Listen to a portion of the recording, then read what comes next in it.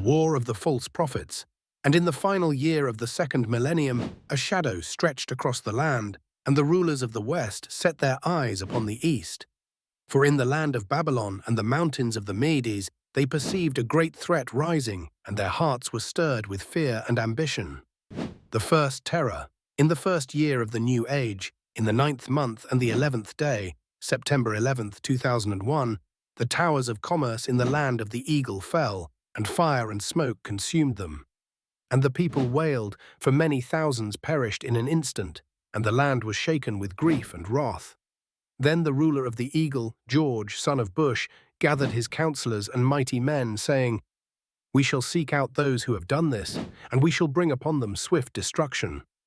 And so it was that their eyes turned toward the deserts of the east, where the sons of the mountains had given sanctuary to the one called Osama, son of Laden.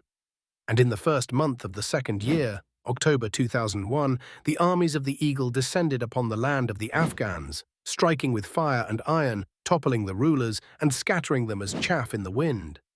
But still the land was not at peace, for the people of the mountains knew war, and they rose again and again, like a beast with many heads.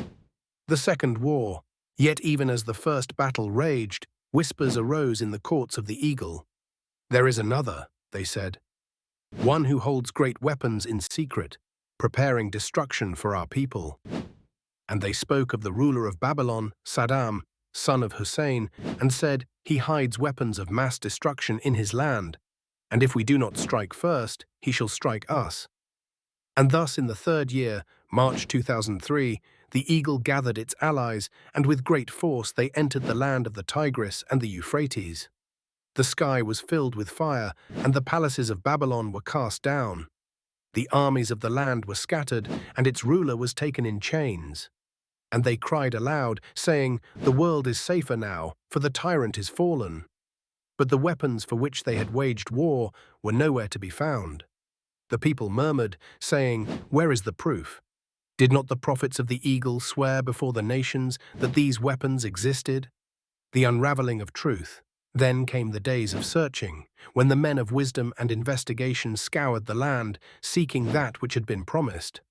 And lo, in the 4th year, 2004, the chief of the searchers, David K., returned and spoke truth before the people, saying, "There are no weapons." There never were. And the people of the land were troubled, for many lives had been spent, and the rivers of Babylon ran red with the blood of the innocent and the guilty alike. In the years that followed, the war did not end, but became as a plague upon the land. The sons of Babylon rose in rebellion, and the eagle, though mighty, found itself ensnared in a war without end. The people cried out, saying, "When shall this burden be lifted?" And thus, after long years of bloodshed, in the 12th year, 2011, the ruler who followed George, Barack, son of Obama, declared an end to the war and withdrew the armies. Yet the land was not healed, for in the ashes of war a new terror arose, a great and ruthless force called ISIS, which brought darkness upon the land. The judgment of history. In the years that followed, the scribes and elders of the nations gathered the records, and they laid bare the truth. The war in Babylon had been waged on false testimony. The weapons of destruction were but shadows and lies. The war had not brought peace, but chaos. And the people of the eagle grew weary of war, and they questioned the wisdom of their leaders. Some said, "They led us astray." Others said, "They were deceived themselves."